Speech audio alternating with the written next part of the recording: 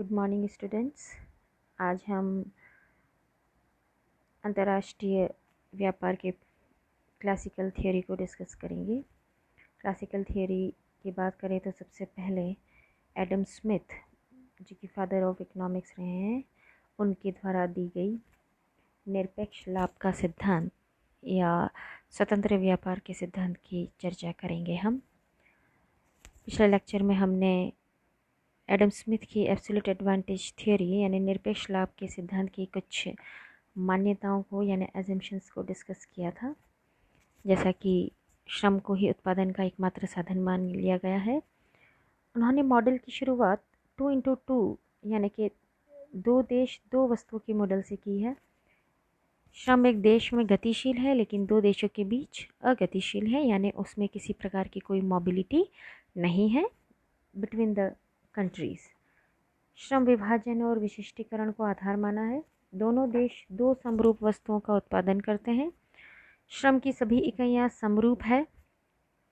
स्वतंत्र व्यापार की नीति है, यानी कि व्यापार पर किसी प्रकार का कोई प्रतिबंध सरकार की तरफ से नहीं है, या आपस में दो देश मात्रात्मक या अन्य किसी प्रकार की प्रतिबंध व्यापार पर नहीं लगा रहे हैं। दोनों देशों में वस्तु विनिमय प्रणाली के आधार पर व्यापार होता है। श्रम बाजार में पूर्ण प्रतियोगिता पाई जाती है। परिवहन लागत को शून्य मान लिया गया है, इसे हम पहले भी डिस्कस कर चुके हैं। क्योंकि ये दो ही देशों के बीच व्यापार हो रहा है, इसलिए निर्यात करते समय जो लागत आएगी वही आयात के लिए भी लागत होगी, जिसे कि आप शून्य मान रहे हैं। अनुपस्थित नहीं है, लेकिन निर्यातों की लागत आयातों की लागत से, परिवहन लागत से शून्य हो जाती है। श्रम की पूर्ति अपरिवर्तित रहती है। एक और इम्पॉर्टेंट बात जो कि एडम स्मिथ मान्यता करके चलते हैं, वो है दोनों वस्तुओं की कीमत श्रम लागत द्वारा निर्धारित होती है। श्रम लागत द्वारा कैसे?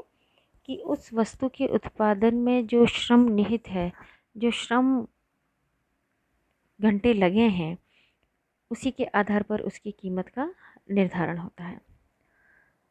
स्मिथ ने निरपेक्ष लाभ का सिद्धांत देते हुए ये बताया कि दो देशों में व्यापार उस स्थिति में होगा यदि उनमें से एक देश को एक वस्तु के उत्पादन में निरपेक्ष लाभ है और दूसरे देश को दूसरी वस्तु के उत्पादन में निरपेक्ष लाभ है। निरपेक्ष यानी एब्सोल्यूट एडवांटेज। इससे आप क्या समझेंगे कि निरपेक्ष लाभ क्या होगा? निरपेक्ष लाभ से तात्पर्य होगा कि एक देश को, जैसे मान लीजिए कि एक देश दो वस्तुओं में से एक वस्तु को दूसरे देश की तुलना में निरपेक्ष रूप में कम लागत पर उत्पादित कर सकता है। अर्थात प्रत्येक देश को उस वस्तु के उत्पादन में विशिष्टीकरण करना चाहिए जिसे वह दूसरे देशों की अपेक्षा अधिक सस्ते उत्पादित कर सकता हो, और उसे उन वस्तुओं के साथ विनिमय कर सकता है जिनकी दूसरे देशों में कम लागत आती है। जैसे हम चूँकि 2x2 मॉडल की बात कर रहे हैं, तो दो देश जो हमने एज्यूम कर लिए हैं, मान लीजिए इंडिया और बर्मा, यानी भारत और बर्मा, जो दो वस्तुओं जूट और चावल का उत्पादन कर रहे हैं, ये भी मान्यता कर ली गई है कि दोनों देशों में प्रत्येक श्रमिक 10 घंटे कार्य करता है। देखिएगा ध्यान से कि दोनों देशों में प्रत्येक श्रमिक 10 घंटे कार्य करता है तथा जूट और चावल की कुछ इकाइयाँ उत्पादित करता है। आप स्क्रीन पर देखें, इसे टेबल नंबर 1.1 यानी 1.1 पर आप ध्यान देंगे। हमने इसका हेडिंग लगाया है कि 10 घंटे श्रम का उत्पादन। 10 घंटे श्रम का उत्पादन यानी यदि श्रमिक 10 घंटे कार्य करे तो भारत में श्रमिक जो कार्य करेगा वो जूट की 10 इकाइयाँ बनाता है, जबकि चावल की, थर्ड कॉलम पर देखिएगा, कॉलम नंबर 1 में हमने कंट्रीज़ को लिया है। पहले हम भारत देश की स्थिति को देख रहे हैं कि भारत में कोई श्रमिक 10 घंटे कार्य करके जूट की कितनी इकाइयाँ उत्पादित कर सकता है? 10, यानी 10 इकाइयाँ यूनिट्स को प्रोड्यूस कर सकता है, जबकि राइस की, चावल की 5 ही इकाइयाँ उत्पादित करता है। अब यदि हम भारत की स्थिति को देखें तो भारत का श्रमिक किस में निपुण ज़्यादा है? अगर वो 10 घंटे जूट उत्पादित करे तो 10 इकाइयाँ, और 10 घंटे चावल उत्पादित करने में लगा है तो चावल की कितनी इकाइयाँ उत्पादित करता है? 5 इकाइयाँ। तो निरपेक्ष रूप से भारत को किस वस्तु के उत्पादन में लाभ अधिक है? निरपेक्ष लाभ किस में अधिक है? जूट में, क्योंकि वह उन्हीं 10 घंटों से जूट की कितनी करता है? 10 इकाइयाँ। नेक्स्ट देखिएगा रॉ नंबर 3, जहाँ हमने बर्मा कंट्री के बारे में स्थिति बताई है कि बर्मा में कोई श्रमिक 10 घंटे कार्य करके 5 इकाइयाँ उत्पादित कर रहा है, जबकि वही श्रमिक 10 घंटे कार्य करके चावल की कितनी उत्पादित कर सकता है? 10। इस प्रकार से जैसे भारत जूट के उत्पादन में अधिक निपुण है, निरपेक्ष लाभ उसे जूट के उत्पादन में है, उसी प्रकार से बर्मा को चावल के उत्पादन में निरपेक्ष लाभ है। अब स्मिथ का यह कहना है कि जो अनुपात है उत्पादन का वो भारत में 2:1 है, बर्मा में 1:2, यानी कि भारत में जूट और चावल की लागत का अनुपात 2:1, वही बर्मा में जूट और चावल के उत्पादन का अनुपात 1:2 है। तो भारत को निरपेक्ष लाभ जूट के उत्पादन में है, बर्मा को चावल के उत्पादन में निरपेक्ष लाभ है। हाल फिलहाल जो हम तालिका 1.1 यानी टेबल 1.1 देख रहे हैं, इस टेबल 1.1 को आप व्यापार पूर्व स्थिति माने। क्या मानेंगे हम इसे? व्यापार पूर्व। अभी व्यापार शुरू हुआ नहीं है।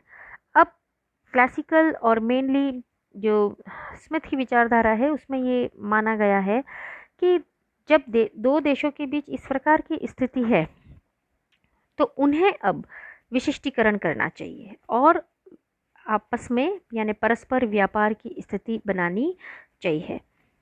अब व्यापार करें तो भारत किस में स्पेशलाइजेशन करें? विशिष्टीकरण को हम स्पेशलाइजेशन कहेंगे। जूट के उत्पादन में आप टेबल से बिल्कुल स्पष्ट हो रहा है कि भारत को अपने सभी संसाधन जूट के उत्पादन में लगा देने चाहिए। बच्चों एक बात ध्यान रखिएगा, विशिष्टीकरण करने का तात्पर्य क्या है कि भारत उस वस्तु के उत्पादन को बढ़ाए जिस वस्तु के उत्पादन में उसको बर्मा से अधिक लाभ है या जिसे वह चावल की तुलना में अधिक उत्पादन कर पा रहा है। और विशिष्टीकरण की प्रक्रिया क्या होगी?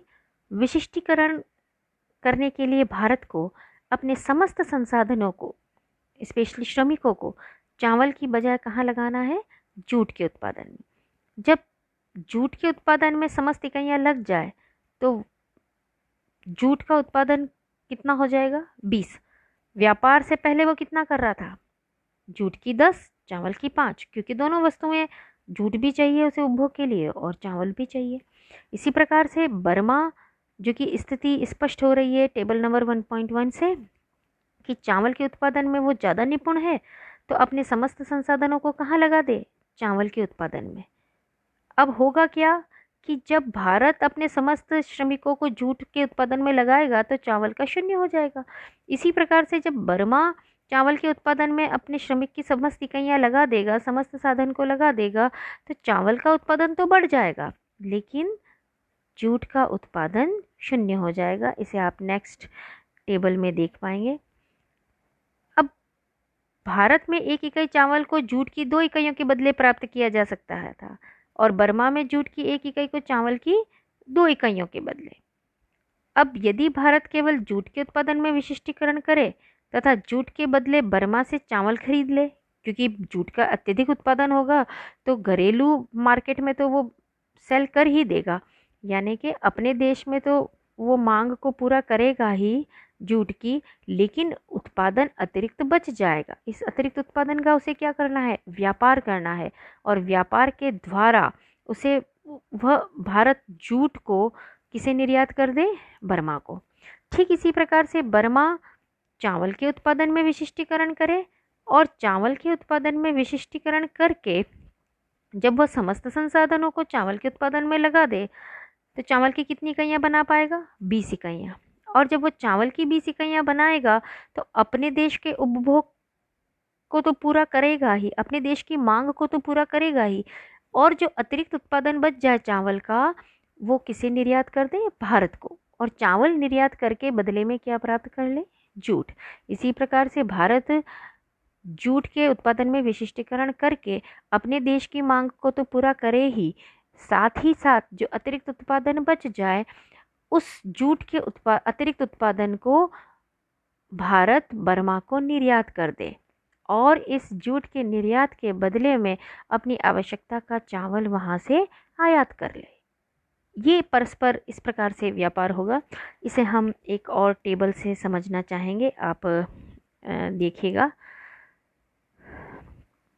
हमने फर्स्ट सेकंड थर्ड कुछ स्टेजेस यहाँ पर मेंशन की हैं students, first second and third. अब फर्स्ट जो ऊपर कैप्शन है रॉ में, पहले हमने कमोडिटीज़ लिए है, फिर हमने व्यापार पूर्व उत्पादन, सेकंड स्टेज व्यापार पश्चात उत्पादन, और थर्ड स्टेज पर हम बताएंगे कि व्यापार से किस प्रकार से लाभ हो रहा है। चूँकि भारत व्यापार से पूर्व 10 घंटे कार्य करके, यानी कि प्रत्येक श्रमिक 10 घंटे कार्य करे तो जूट का 10 इकाइयों का उत्पादन कर रहा था और चावल की 5। अब वो चूंकि स्पेशलाइजेशन करे, विशिष्टीकरण करे, तो वो दोनों संसाधनों को कहाँ लगा दे? दोनों संसाधन यानी जूट और चावल दोनों में लगे हुए जो संसाधनों को पूर्ण रूप से जूट के उत्पादन में लगा दे, चावल से बिल्कुल हटा दे, क्योंकि उसे चावल के उत्पादन में निरपेक्ष लाभ नहीं है। जब भारत जूट के उत्पादन में अपने समस्त संसाधनों को लगाता है तो जूट की कितनी इकाइयाँ उत्पादित कर रहा है? 20। लेकिन चावल की डैश का मतलब है यहाँ 0, किसी भी प्रकार का उत्पादन भारत नहीं करेगा। अब आप यहाँ देखिएगा कि इसी प्रकार से बर्मा, क्योंकि बर्मा को व्यापार से पूर्व भी चावल के उत्पादन में ज़्यादा निपुण है, निरपेक्ष लाभ है, तो उसी वस्तु के उत्पादन में विशिष्टीकरण करे और चावल के उत्पादन में अपनी समस्त श्रमिक को लगा दे।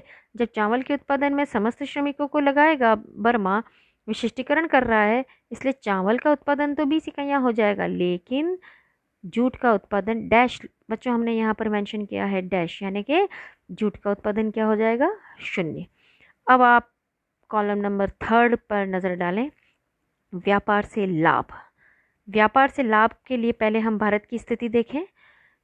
जूट के उत्पादन भारत पहले 10 इकाइयाँ और चावल की कितनी इकाइयाँ उत्पादित कर रहा था? 5, यानी कि 10 + 5 कितनी, दोनों वस्तुओं को अगर हम मिला दें तो कितनी? 15 इकाइयाँ बना रहा था। अब व्यापार के पश्चात वो कुल कितनी इकाइयाँ बना रहा है? चाहे चावल की 0 कर दी, लेकिन टोटल उत्पादन उसका कितना हो गया भारत का? 20। तो पहला तो आप एब्सोल्यूट एडवांटेज तो यही देख सकते हैं। अब आप कॉलम नंबर 3 पर आएँ, भारत व्यापार से कितना लाभ प्राप्त करेगा? तो जूट के लिए कॉलम देखें कि जूट के उत्पादन का 20 यूनिट्स वो प्रोड्यूस कर रहा है व्यापार में संलग्न होने पर। तो पहले तो 10 ही बना रहा था, अब कितना बना रहा है? 20। तो +10, यहाँ हमने लिखा है +10। तो ये +10 क्या है कि +10 एक्स्ट्रा यूनिट्स को प्रोड्यूस कर पा रहा है भारत स्पेशलाइजेशन के बाद। और चावल की पहले कितनी कर रहा था? 5, अब कितनी कर रहा है? 0, अर्थात लॉस कितना हो गया? -5 का। बच्चों जो ब्लैक कलर से हमने शो किया है वो व्यापार से लाभ है। दूसरा आप देखिएगा बर्मा, बर्मा पहले जूट की 5 और चावल की 10 इकाइयाँ उत्पादित कर रहा था, विशिष्टीकरण करता है, समस्त श्रम को चावल के उत्पादन में लगाता है, तो चावल का उत्पादन 10 से बढ़कर कितना हो जाएगा? 20। लेकिन ऐसी स्थिति में जूट का उत्पादन 0। अब जैसे भारत को +10 का फायदा था चावल के उत्पादन में, ठीक उसी प्रकार से बर्मा को चावल के उत्पादन में चूंकि वो 10 से 20 हो गया, अर्थात +10 का एक्स्ट्रा प्रोडक्शन कर रहा है। इसी प्रकार से बर्मा ने जूट के उत्पादन को 0 कर दिया, इसलिए लॉस कितना हो रहा है? केवल -5 का। अब आप कॉलम नंबर 3 पर देखें कि दोनों देशों में +10 का तो फ़ायदा हो रहा है और -5 का लॉस हो रहा है। तो एब्सोल्यूट जो एडवांटेज है, यानी कि व्यापार में संलग्न होने से जो लाभ है, व्यापार में संलग्न होने से दोनों देशों का जो प्रॉफिट है वो +5 हो गया है। पहले दोनों देश मिलकर भी 15 इकाइयाँ जूट और चावल की बना रहे थे, यानी अपने अपने देश में कितनी बना रहे थे? 15 इकाइयाँ। अब आप देखिएगा दोनों वस्तुओं का उत्पादन बढ़ गया, 20 और 20, 20 सेकेंड स्टेज देखिएगा। व्यापार से लाभ यदि हम देखें तो चावल के उत्पादन में भी 5 इकाइयाँ एक्स्ट्रा बन रही है और जूट के उत्पादन में यानी जूट की भी 5 एक्स्ट्रा इकाइयाँ बन रही है। आप टेबल के नीचे देखें, विशिष्टीकरण से पूर्व भारत 10 इकाई जूट प्लस 5 इकाई चावल यानी टोटल कितनी इकाइयाँ बन रही है दोनों की मिलाकर, दोनों वस्तुओं की मिलाकर 15। इसी प्रकार से बर्मा 5 इकाइयाँ जूट की और 10 इकाइयाँ चावल की बना रहा है। अर्थात यदि हम वर्ल्ड प्रोडक्शन की बात करें, वर्ल्ड किसको मान रहे हैं हम कि 2 ही देश हैं, तो कुल उत्पादन कितना था पहले 15 इकाई जूट 15 इकाई चावल। विशिष्टीकरण के बाद कुल उत्पादन कैसे बढ़ गया कि विशिष्टीकरण किया दोनों देशों ने जिस वस्तु के उत्पादन में जिस देश को निरपेक्ष लाभ है सामने वाले देश की तुलना में, उसे उसी वस्तु में विशिष्टीकरण करना चाहिए। इससे भारत 20 इकाइयाँ जूट की बना रहा है और बर्मा 20 इकाइयाँ चावल की बना रहा है। इस प्रकार व्यापार में संलग्न होने से कुल उत्पादन में भी वृद्धि हुई है और दोनों देशों को लाभ हुआ है।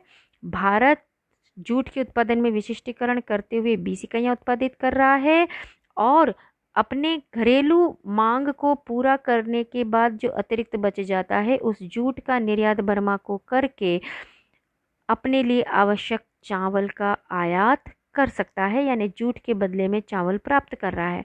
ठीक इसी प्रकार से बर्मा चावल के उत्पादन में विशिष्टीकरण करता है और विशिष्टीकरण करके चावल की मांग जो बर्मा के घरेलू बाजार में है उसे पूरा करने के बाद जो अतिरिक्त या शेष चावल बच जाता है उस चावल का निर्यात बर्मा भारत को करता है, यानी चावल देता है भारत को और बदले में जूट प्राप्त कर लेता है।